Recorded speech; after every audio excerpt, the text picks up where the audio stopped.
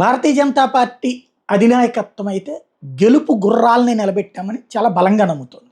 ఎందుకు అంటే కొన్ని సార్లు అక్కడ ఉండేటువంటి ప్రభావిత లెక్క. ఇప్పుడు ఫర్ ఎగ్జాంపుల్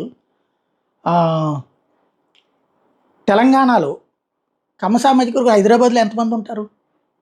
కానీ ఎలా గెలుస్తున్నారు అక్కడ? గాంధీ కానీ ఆ మొత్తం నియోజకవర్గంలో కమ్మ సామాజిక వర్గం ఎంత ఉంటారని ఎలా గెలుస్తున్నారు? 5-6% ఉండే చోట్ల గెలుస్తున్నారు కదా. కాబట్టి ఇక్కడ సామాజిక వర్గం లెక్కలు కాదు, ఫేస్ చూసి ఓట్లు పడతాయి. అది ఒకటి. ధనం ఖర్చు పెట్టగలరు, ఫెమిలియారిటీ ఉంది. ఫర్ ఎగ్జాంపుల్ సుజనా చౌదరి విజయవాడ వెస్ట్లో, ఆయన పేరు తెలియని వాళ్ళు ఎవరు లేరు. వెస్ట్లో కాదు, దేశమంతా తెలుసు సుజనా చౌదరి పేరు. 2 తెలుగు రాష్ట్రాలు తెలుసు. రాజ్యసభ చేసినటువంటి ఆయన, కేంద్ర మంత్రిగా చేసినటువంటి ఆయన వచ్చి విజయవాడ వెస్ట్లో ఎవరికి పరిచయం చేయక్కర్లేదు. మోడీ హవా కలిస్తే గెలుస్తారు అన్నటువంటి ఒక నమ్మకం. అట్లాగే సీఎం రమేష్, పేరులోనే సీఎం ఉంది, ఫ్యూచర్లో సీఎం అయినా ఆశ్చర్యపోనక్కర్లేదు. కాబట్టి ఆ స్థాయి వ్యక్తి, రాజ్యసభ సభ్యుడిగా ఉన్నటువంటి వ్యక్తి, 2 సార్లు రాజ్యసభ సభ్యుడిగా చేసిన వ్యక్తి ఒక పార్లమెంట్ లోక్సభకి పంపిస్తున్నారు. కాబట్టి అక్కడ పరిచయం చేయనక్కర్ల పేరు. అంతకు మించిన బలమైనటువంటి శక్తి తెలుగుదేశంలో లేరు, జనసేనలో కూడా లేరు కదా.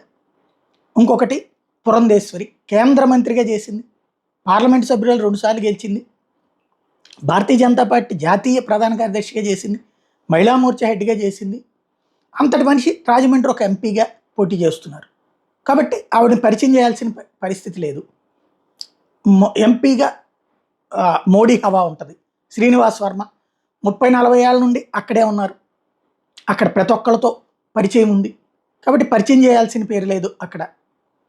ఇంకోటి, అక్కడ నరసాపురం గతంలో 2 సార్లు బీజేపీ గెలిచింది కాబట్టి ధైర్యం ఉంది. అంతకంటే బలమైన అభ్యర్థి ఎవరున్నారు? రఘురామ కృష్ణరాజు, అది వైసీపీ తరపున చేశాడు, కానీ ఆయన అక్కడ విభేదించున్నాడు.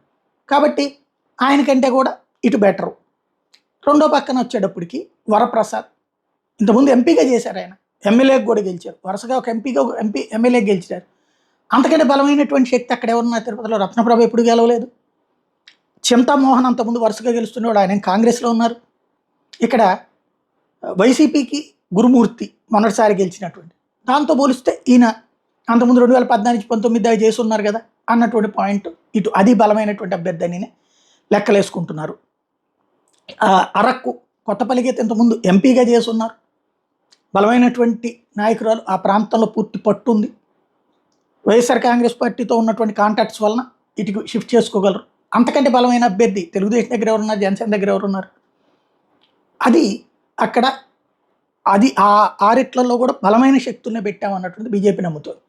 అసెంబ్లీలో కూడా సుజనా చౌదరి లాంటి వాళ్ళకి ఇచ్చినటువంటిది కావచ్చు, లేకపోతే కనుక ఏదైతే విష్ణుకుమార్ రాజు, లేకపోతే కనుక మన కామినేని కావచ్చు, ఇట్లాంటి వాళ్ళందరూ ఫెమిలియర్ ప్లస్ సబ్జెక్ట్ ఉన్నటువంటి వాళ్ళే అన్నటువంటి. కొంతమందికి కొత్తగా ఇచ్చినటువంటి శివకృష్ణరాజు లాంటి వాళ్ళు ఒక సైనికుడు కాబట్టి ఇచ్చాం, ఖచ్చితంగా బలమైనటువంటిది ఒక ప్రయోగం అక్కడ. ఇప్పుడు జగన్ ఓసీ సెట్లలో బీసీలు ఎట్లా ఇస్తున్నారో, రెడ్ల సెట్లో రాజును పెట్టి ఒక ప్రయోగం అన్నటువంటి రూటు. ఈ రూట్లో ఆలోచిస్తున్నది బీజేపీ అధినాయకత్వం. సక్సెస్ ఆఫ్ ఫెయిల్యూర్ అనేది రేపు ఎన్నికల తర్వాత తేలుతుంది.